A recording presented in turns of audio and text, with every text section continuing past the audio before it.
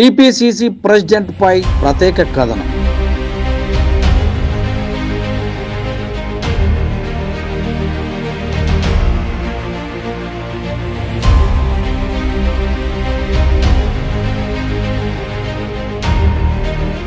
TPCC president Revanth రెడ్డికి ఇస్తే party బతుకుతుందా?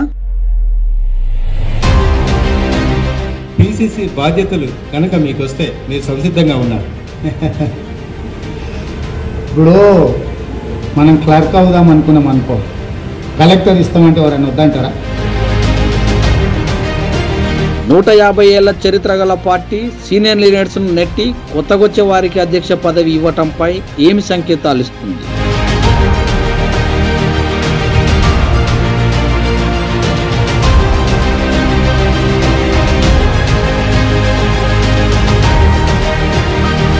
తెలంగాణలో కాంగ్రెస్ వాదులుగా చెప్పుకునే నాయకులకు అధ్యక్ష పదవి అందని ద్రాక్షేనా?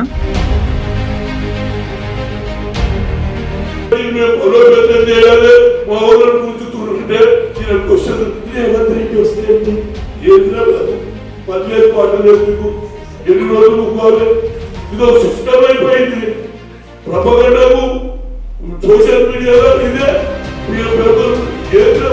అవతార పురుషుడా ఆయన కార్యకర్త అంతరంగా వచ్చిన రోజు 4 పార్టీలకే వచ్చింది. కొన్ని రోజులు పనిచేయమంటున్నాడు.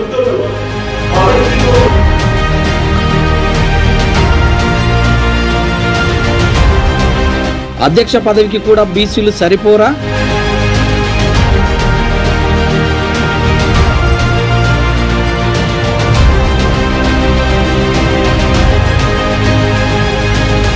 అధ్యక్ష పదవికే ఇంత రాదాంతం జరిగితే అత్యధిక సీఎంల రేసులో ఉన్న పార్టీ అధికారంలోకి వస్తే పరిస్థితి ఏంటి?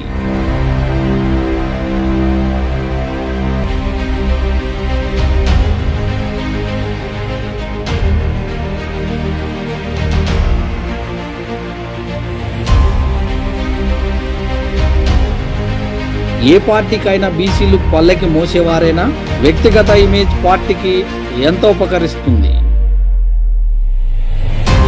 ప్రజలు కాంగ్రెస్ దిక్కు చూస్తున్న సమయంలో ఎలాంటి పార్టీలో డిస్టర్బెన్స్ లేకుండా పీసీసీ ఎన్నిక జరగాలనే దాని మీదనే ఠాకూర్ గారు అందరి అభిప్రాయ సేకరణకు వచ్చిన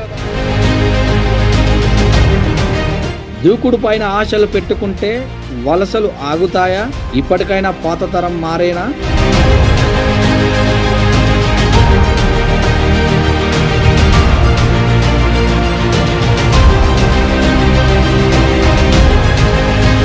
మాటల తూటాలు ఓటు బ్యాలెట్ అవుతుందా? ఓటుకు నోటు కేసు పీసీసీకి మరక కాదా? రేవంత్ రెడ్డి ఆడెందుకు గెలవాలి? కొడగలు ఎందుకు గెలవాలి? పేదవాడు కూడా గెలిచిందా?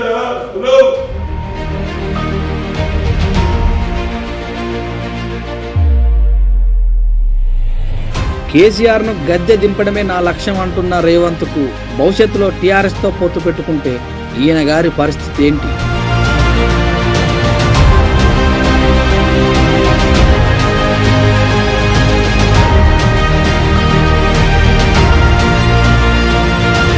వి హనుమంతుపై పార్టీ క్రమశిక్షణ రహిత చర్య తీసుకుంటుందా? హనుమంతు దారి ఎటు?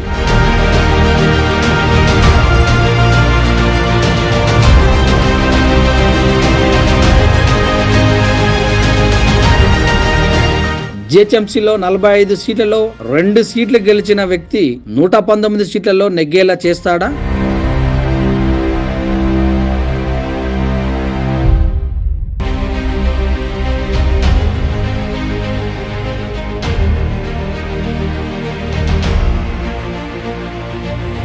టీడీపీకి జరిగిన పరిస్థితి కాంగ్రెస్కు జరిగితే మాటేంటి?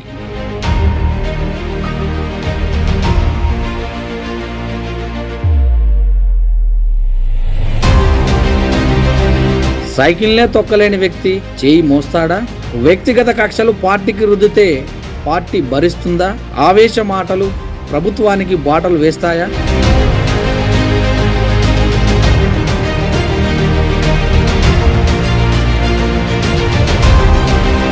టీపీసీసీపై స్పెషల్ కథనం. చూస్తే ఉన్నాడు విత్ న్యూస్, లక్ష్యం సమాజయుతం.